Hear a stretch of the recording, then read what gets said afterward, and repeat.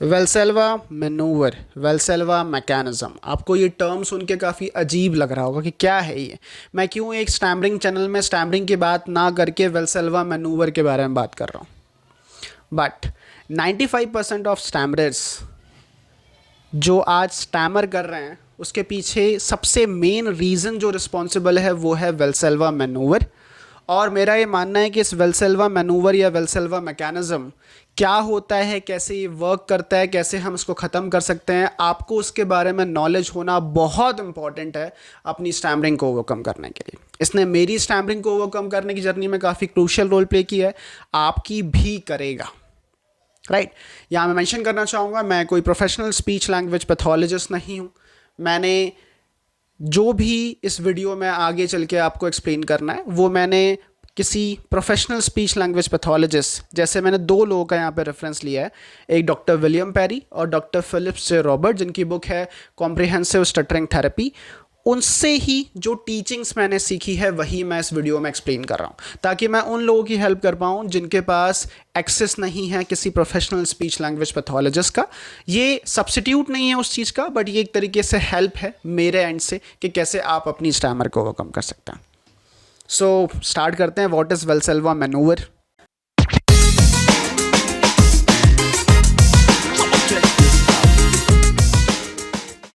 सबसे पहले मैं चाहता हूं कि आप एक चीज़ करें।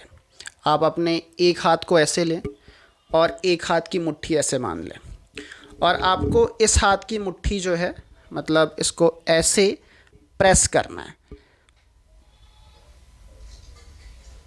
माइक मैंने हाथ में पकड़ रखा है इसलिए मैं प्रॉपरली प्रेस नहीं कर पा रहा हूँ, बट आपको इसकी प्रॉपर मुट्ठी बना के आपको ऐसे प्रेस करना है।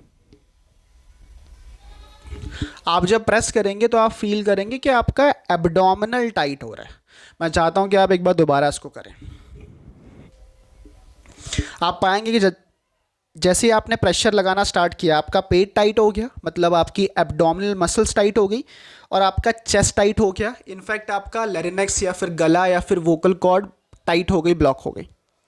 इस चीज़ को ही हम लोग बोलते हैं वेल्सेल्वा मैनूवर। आपको मैं एक और एग्जांपल के थ्रू एक्सप्लेन करना चाहूँगा।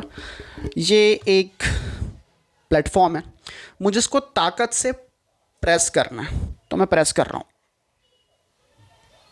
जब मैं प्रेस कर रहा हूँ मैं फील कर रहा हूँ कि मेरा पेट टाइट हो गया, चेस्ट टाइट हो गया। आप एक वॉल आपके जो सामने होगी उसको प्रेस करिए, आप फील करेंगे कि आपका पेट टाइट हो गया, चेस्ट टाइट हो गया। ये प्रेशर एक्सर्ट करने के लिए, प्रेशर लगाने के लिए हमारा बॉडी अपने आप को स्टेबल करती है और ज़्यादा प्रेशर लगाने के लिए एक फाउंडेशन रेडी करती है, और इस फाउंडेशन को रेडी करने के लिए वेल्सेल्वा मैनूवर काम आता है। वेल्सेल्वा मैनूवर एक ऐसा मैकेनिज्म है जो बॉडी इनवॉलेंटरली करती है बाय टाइटनिंग फ्यू मसल्स, जिसमें आपकी रेक्टल मसल या फिर रेक्टम की मसल्स होती है, या साथ में आपका एब्डोमिनल मसल मतलब आपके पेट की मसल्स, साथ ही में आपकी चेस्ट के मसल्स, साथ ही में आपके गले की मसल्स या फिर पूरे स्पीकिंग मैकेनिज्म की मसल। अब ये मैंने आपको एक्सप्लेन कर दिया वेल्सेल्वा मैनूवर है क्या। अब क्या रिलेशन है इस वेल्सेल्वा मैनूवर की आपकी स्टैमरिंग से? अब मैं चाहता हूँ कि आप जानबूझ करके अभी क वर्ड पे स्टैमर करें और फील करें कि आपका एब्डोमिनल और चेस्ट में क्या हो रहा है। मैं फील कर पा रहा हूं कि मेरा चेस्ट टाइट हो गया, पेट टाइट हो गया। अब चाहता हूं कि मैं आप पर वर्ड पे इंटेंशनली स्टैमर करें। आप फील कर पाएंगे कि आपका पेट टाइट हो गया, चेस्ट टाइट हो गया। तो जो वेल्सेल्वा मैनूवर जो मैंने आपको पहले एक्सप्लेन करा था, क्या जब मैं स्टैमरिंग कर रहा हूं तो वही मुझे एक्सपीरियंस हो रहा है? यस। सो जब भी हम स्टैमर कर रहे होते हैं हम वेल्सेल्वा मैनूवर परफॉर्म कर रहे होते हैं, और इस कारण ही हमें स्टैमरिंग होती है। जैसे मैंने कहा कि वेल्सेल्वा मैकेनिज्म या वेल्सेल्वा मैनूवर आपकी 4 मसल्स को टाइट करेगा। आपकी रेक्टल मसल, जिसको रेक्टम मसल्स भी कह सकते हैं, एब्डोमिनल मसल, चेस्ट मसल और लैरिंक्स। लैरिंक्स मतलब जहाँ पे ये गले वाला पार्ट जहाँ पे आपकी वोकल कॉर्ड लोकेटेड है। और जब आपका लैरिंक्स टाइट होगा तो आपकी टंग और आपकी लिप्स की मसल्स भी टाइट हो जाएंगी, और वही जो है आपका ब्लॉक कराएंगी। जैसे कि ऐसे ये ब्लॉक कर दिया, मेरे लिप्स टाइट हो गए, मेरा लैरिंक्स टाइट हो गया, मेरी वोकल कॉर्ड टाइट हो गई। तो ये होता है वेल्सेल्वा मैनूवर जब आप स्टैमर कर रहे होते हैं। तो समझ में आ गया? तो क्या हम वेल्सेल्वा मैनूवर को हटा दें? हमने समझ लिया वेल्सेल्वा मैनूवर क्या है। कहीं हम वेल्सेल्वा मैनूवर को करना बंद कर दें तो क्या हमारी स्टैमरिंग ठीक हो जाएंगी? यस। और यही आपको समझना इंपॉर्टेंट है कि कैसे हम वेल्सेल्वा मैनूवर को कंट्रोल करना सीख सकते हैं और अपनी स्टैमरिंग को ओवरकम कर सकते हैं। बट यहां पे सवाल एक और आएगा कि वेल्सेल्वा मैनूवर आखिर हम क्यों कर रहे हैं? इसके पीछे रीज़न मैं आपको बता रहा हूँ। एक्चुअली आपका जो लैरिंक्स होता है इसके दो फंक्शंस होते हैं।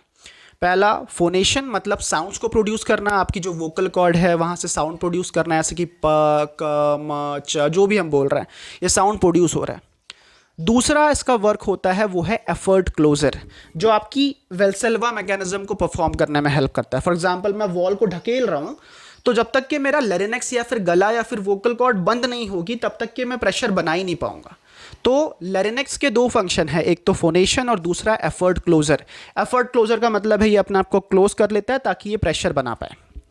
अब हो क्या रहा है, हाँ अब हो क्या रहा है, अब हो ये रहा है कि जब भी हम बात कर रहे हैं तो हमें फोनेशन करना है, हमें म क प अ आ ई उ साउंड प्रोड्यूस करना है।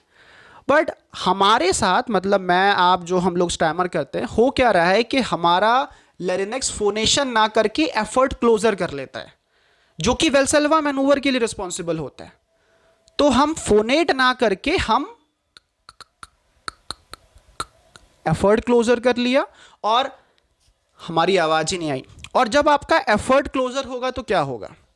आपका एफर्ट क्लोजर होगा तो आपका फोनेशन नहीं होगा, आपके साउंड प्रोड्यूस नहीं होगी। फोनेशन मतलब साउंड प्रोड्यूस नहीं होगा। कहीं मैंने इसको टाइट ही कर लिया तो साउंड कैसे निकलेगा, राइट? तो ये बेसिकली होता है, इसके लिए आपका वेल्सेल्वा मैनूवर आपकी स्टैमरिंग को कॉज कर रहा है, राइट?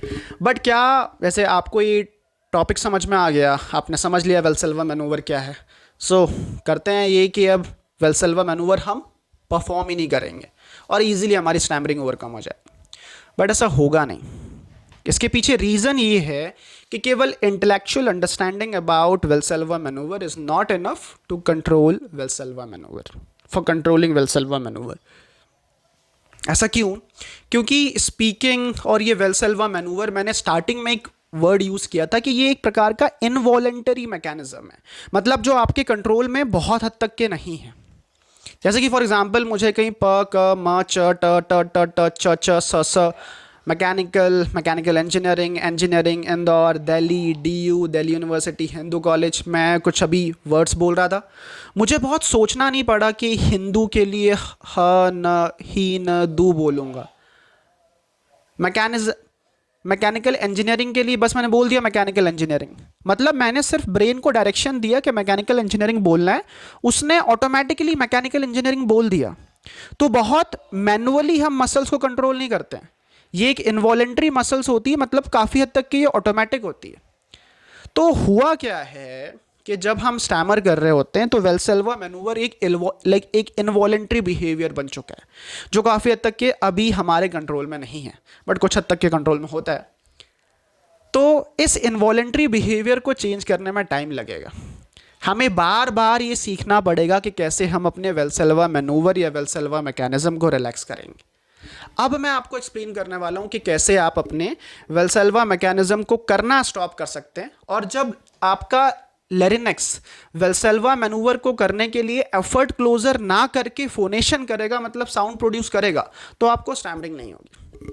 अब यहाँ पे अगेन मैं एक्सप्लेन करना चाहूँगा जो टिप्स टेक्निक्स मैं आपको बता रहा हूँ वेल्सेल्वा मैनूवर को कंट्रोल करने के लिए, वो अगेन डॉक्टर विलियम पेरी और डॉक्टर फिलिप्स जे रॉबर्ट उनके रेफरेंस में ही मैं आपको एक्सप्लेन कर रहा हूँ, राइट? सबसे पहली चीज़ जो आपको करनी है इस वेल्सेल्वा मैनूवर को कम करने के लिए वो है बेली ब्रीदिंग। अब बेली ब्रीदिंग क्यों, मैं आपको एक्सप्लेन करता हूँ। मैंने कहा था कि 4 muscle, rectal muscle, abdominal muscle, chest muscle, larynx की मसल, ये चारों मसल्स आपकी टाइट हो जाएंगी जब आपको स्टैमरिंग होगी। चारों मसल साइमल्टेनियसली टाइट होगी, या तो टाइट होगी तो चारों एकदम से टाइट होगी, रिलैक्स होगी तो चारों एकदम से रिलैक्स होगी। ऐसा पॉसिबल ही नहीं है कि आपका पेट टाइट हो जाए और चेस्ट जो है रिलैक्स है, या फिर लैरिंक्स टाइट हो जाए और एब्डोमिनल जो है रिलैक्स है। टाइट होगी तो चारों साथ में होगी, रिलैक्स होगी तो चारों साथ में होगी। तो आपको करना क्या है, बेली ब्रीदिंग आपको सीखनी है। आप नॉर्मली यूट्यूब पे सर्च करिए बेली ब्रीदिंग या एब्डोमिनल ब्रीदिंग या डायफ्रेगमेटिक ब्रीथिंग फॉर स्टैमरिंग। आपको बहुत सारे वीडियोस मिल जाएंगे, वो एक्सप्लेन करेंगे कैसे आप जब सांस लोगे तो आपका पेट हल्का सा फूलेगा, जब आप सांस छोड़ोगे माउथ से तो आपका पेट जो है हल्का सा अंदर आएगा, जब आप सांस लोगे नाक से तो आपका पेट हल्का सा फूलेगा, जब आप सांस छोड़ोगे माउथ से तो आपका पेट हल्का सा अंदर आएगा। आई वॉन्ट कि आप वो वीडियोस देखें यूट्यूब पे ताकि अच्छे से इसके बारे में इंफॉर्मेशन हो जाए।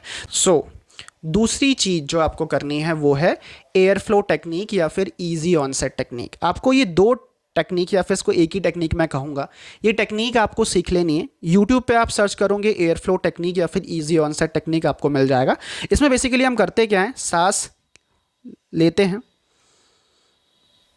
और सांस छोड़ते हुए मेरा नाम गैलेक्सी है, सांस छोड़ते हुए बोलते हैं, मतलब एयर के फ्लो होते हुए हम बोलते हैं। इस टेक्निक से क्या होगा कि आपका लैरिंक्स रिलैक्स रहेगा, लैरिंक्स आपका ओपन रहेगा, और जब ये पार्ट ओपन रहेगा तो आपको स्टैमर नहीं होगा बिकॉज चारों मसल्स आपके रिलैक्स रहेंगे। तो ये दूसरी टेक्निक। साथ ही में मैं आपके साथ में एक स्क्रीनशॉट शेयर कर रहा हूँ। ये स्क्रीनशॉट फिलिप्स जे रॉबर्ट की जो कॉम्प्रिहेंसिव स्टटरिंग थेरेपी है उसका एक स्क्रीनशॉट है, जहाँ पे कुछ और मेथड्स बताई गई है अपने वेल्सेल्वा मैकेनिज्म को ना करने के लिए, उसको स्टॉप करने के लिए, जिसमें स्टटरिंग ऑन पर्पस, अपनी रेक्टल मसल्स को रिलैक्स करना, ऐसी कुछ मेथड्स और बताई गई है। मैं एक स्क्रीनशॉट शेयर कर दूंगा, इससे और आपको इन्फॉर्मेशन मिल जाएंगे। पर ये दो चीज़, बेली ब्रीदिंग और दूसरी चीज़ एयर फ्लो टेक्निक या फिर इजी ऑनसेट टेक्निक आपको सीखनी है इस वेल्सेल्वा मैनूवर को ठीक करने के लिए। एंड मैं बता रहा हूँ ये चीज़ करने में आपको तकरीबन 1 से 1.5 महीना लगेगा, आपको रिजल्ट उसके बाद अच्छे आना स्टार्ट हो गया। ये कोई ऐसी चीज़ नहीं है जो आप 2 दिन में कर लेंगे, आपको समय इस चीज़ को देना पड़ेगा, बट ऐसे रिजल्ट आएंगे कि आपको आगे चल करके बहुत हेल्प होगी अपनी स्टैमरिंग को ओवरकम करने के लिए। सो ये था बेसिकली वीडियो। अगेन मेंशन करूंगा, कोई प्रोफेशनल स्पीच लैंग्वेज पैथोलॉजिस्ट नहीं हूँ, केवल डॉक्टर्स, केवल स्पीच लैंग्वेज पैथोलॉजिस्ट ने जो इन्फॉर्मेशन प्रोवाइड कर रखी है बुक्स में वही मैं शेयर कर रहा हूँ, ताकि आई कैन हेल्प दोस्त जिनके पास एक्सेस नहीं है इन सब इन्फॉर्मेशन का। Thanks for watching.